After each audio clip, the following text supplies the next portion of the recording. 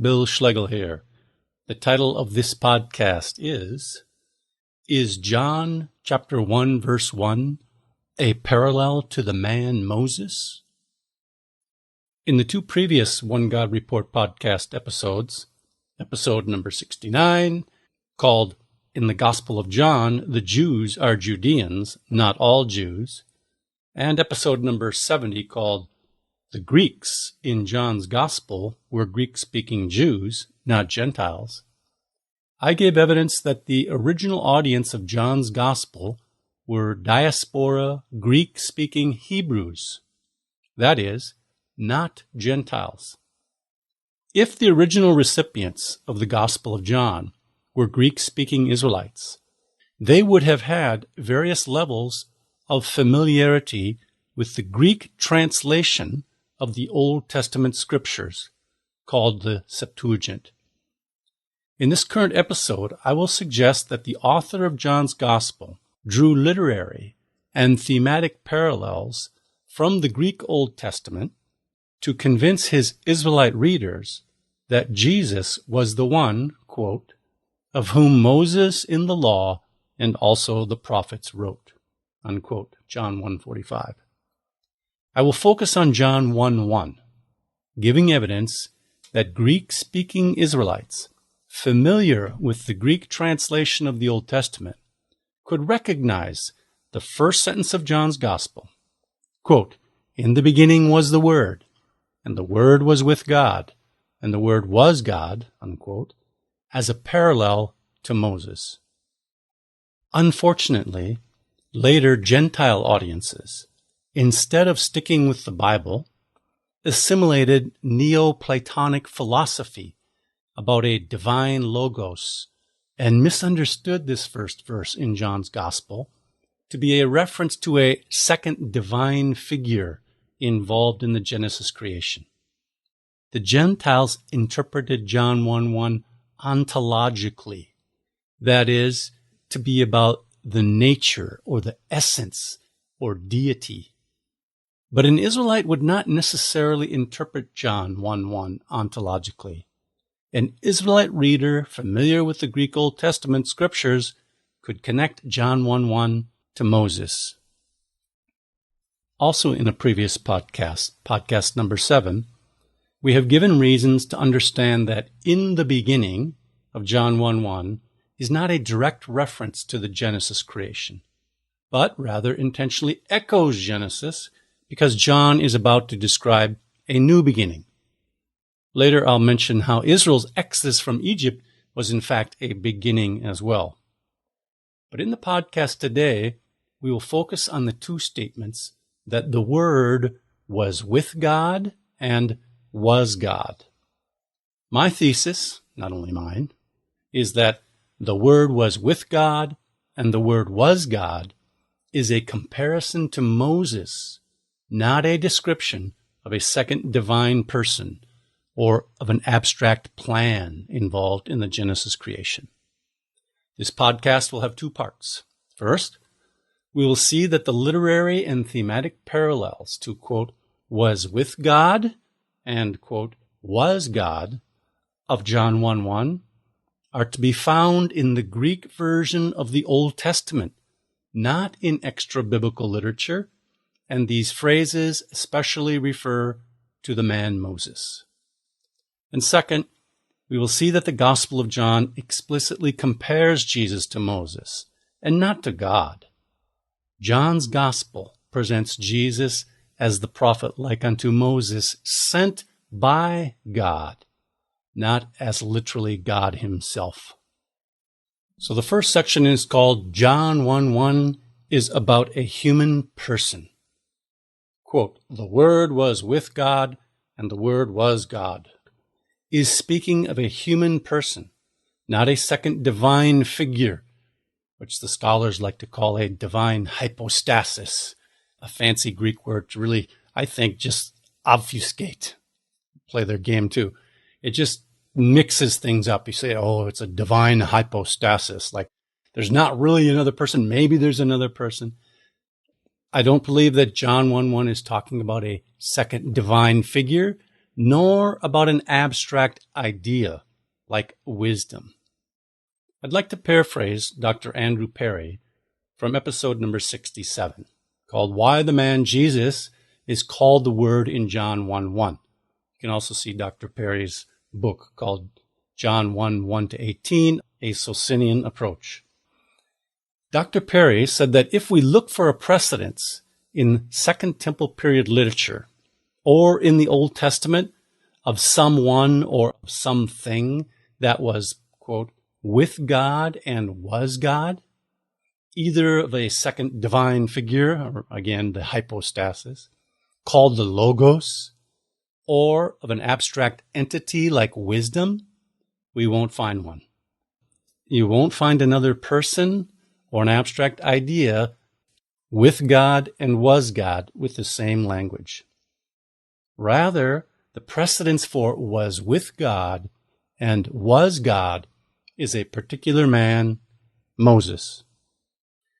So, our task is to see how the phrases was with God and was God could be recognizable to Greek-speaking Israelites familiar with the Septuagint, the Greek Old Testament, as pointing to the man Moses. We will first take the phrase in John 1:1b, quote, was with God. To whom or to what does the phrase was with God refer to in the Greek Old Testament? It will be helpful to know the phrase was with God in Greek. It's pros ton theon.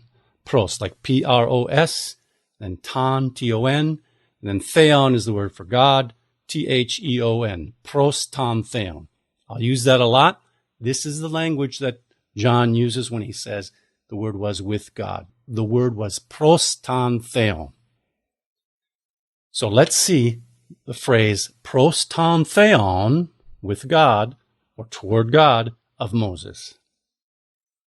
Often the phrase pros ton theon is translated in the Septuagint as to God, when followed by a transitive verb like speak, say, call out, or pray, as in Abraham said to God. Okay, Abraham said pros ton theon, to God. But there are other examples of pros ton theon with verbs that have a sense of spatial closeness, like come near and make supplication, that are used most often of one man, Moses. Quite a few times, Moses is said to be in a relationship pros ton theon, to, toward, with God, when Moses makes supplication with God on Pharaoh's behalf. Right? Pharaoh gets into trouble with the plagues, and then he asks Moses to go and make supplication to your God. Here are some examples. Exodus 8:29. Then Moses said, behold, I'm going out from you, and I shall make supplication to Yahweh, that the swarms of insects may depart from Pharaoh. Now that quote, supplication to Yahweh, is making supplication pros ton theon, our phrase from John 1:1. And then Moses does it. Exodus 8:30. So Moses went out from Pharaoh and made supplication to Yahweh.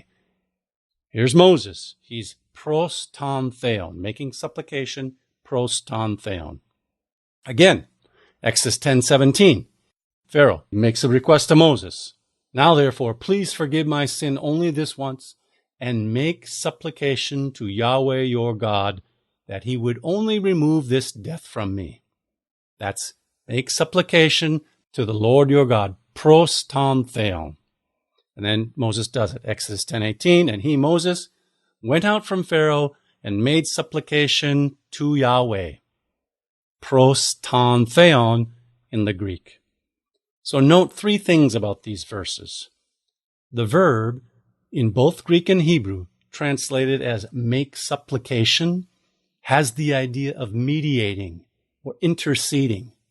Moses can and does come pros ton theon, with, toward, or to God, in order to mediate and make intercession for others. Secondly, maybe you noticed, the Septuagint sometimes changes Yahweh to God. Where the Hebrew has make intercession to Yahweh, the Septuagint translates make intercession to God, pros ton theon. And third, the point. A reader familiar with the Greek Old Testament would associate making intercessory supplication and the phrase pros ton theon to Moses. Moses is presented as a human being who has a mediatorial access, pros ton theon, to, toward, or with the God of Israel. Another example, Jethro's advice to Moses. I'll read Exodus 18:19, and we'll see that Moses has a relationship pros ton theon. Jethro says, "Now listen to me. I shall give you counsel, and God be with you. You be the people's representative before God." That's pros ton theon. "And you bring their cases to God." Pros ton theon. The Septuagint has pros ton theon twice in this verse. In the first instance, the Septuagint reads, "You be for the people the things pertaining to God." Then Jethro says, "And you bring their cases to God," pros ton theon. The Hebrew reads, "You be for the people in front of God and bring their cases to God." So the Greek switched it a little bit, where the Hebrew has, "You be for the people in front of God." The Greek takes that as, "You be for the people the things pertaining to God." Certainly, Jethro saw the unique relationship of Moses to God on behalf of the people.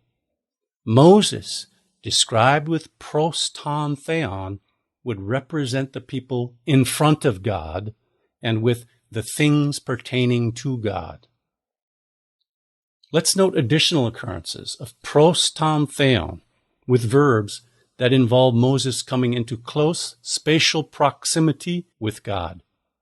After the first time that Moses went up to God on Mount Sinai and then returned back down to the people and told the people what God had said, here's Exodus 19:8. "And all the people answered together and said, 'All that Yahweh has spoken, we will do.' And Moses brought back the words of the people to Yahweh." Now, the Septuagint, it says Moses brought back the words of the people, pros ton theon. Next, when Moses was again with God on Mount Sinai, we read Exodus 19:21. "And Yahweh said to Moses, 'Go down and warn the people, lest they come near to Yahweh to gaze, and many of them perish.'" Now, the phrase, "lest they come near to Yahweh," is, "lest they come pros ton theon."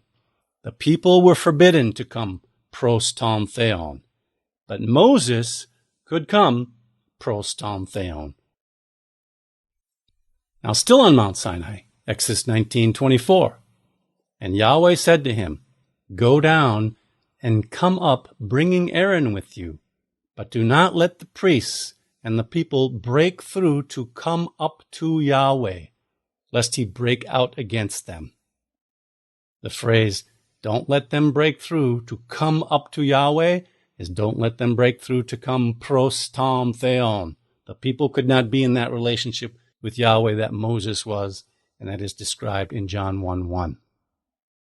Now, note especially the next two verses from the book of Exodus. During Israel's acceptance of the Sinai covenant, Aaron and his 2 sons and 70 elders representing the people were to come partway up the mountain with Moses, but were only to worship from a distance. We read in Exodus 24:2, "Moses alone shall come near to Yahweh, but the others shall not come near, and the people shall not come up with him." Now that phrase, "Moses alone shall come near to Yahweh," is Moses alone shall come pros ton theon. And finally, after the people had made a golden calf, and Moses came down with God's word in tablets of stone and smashed them, we read in Exodus 32:30, "The next day Moses said to the people, 'You have sinned a great sin, and now I will go up to Yahweh. Perhaps I can make atonement for your sin. The phrase go up to Yahweh is go up pros ton theon in the Septuagint. I believe these examples show that a Greek-speaking Israelite who had some familiarity with the Greek Old Testament could recognize the phrase pros ton theon and associate it with the man Moses. Moses made mediatorial supplication, pros ton theon. Moses represented the people, pros ton theon. Moses only came consistently into the unique spatial proximity, pros ton theon. For a Greek Old Testament reader, the coming into or being in the position, pros ton theon, described neither a second divine figure nor an abstract attribute like wisdom. It was the human being, the man Moses, who was pros ton theon. There is some corroborating New Testament evidence that is fitting to mention at this juncture, where we find the phrase pros ton theon used specifically to designate a human person, the man Christ Jesus. Jesus the Messiah, like Moses, but even to a far greater extent, has a mediatorial role and spatial relation pros ton theon, with or toward God. Hebrews chapter 2, verse 17. Quote, therefore, he had to be made like his brethren in all things, that he might become a merciful and faithful high priest in the things pertaining to God, to make propitiation for the sins of the people. This is the same phrase, pros ton theon. Hebrews 5:1. For every high priest taken from among men is appointed on behalf of men in the things pertaining to God, in order to offer both gifts and sacrifices for sins. So the author of Hebrews describes Jesus serving as other people's mediator in, quote, the things pertaining to God, pros ton theon. This is the same role that Moses performed as described in Exodus 4:16 and 18:19.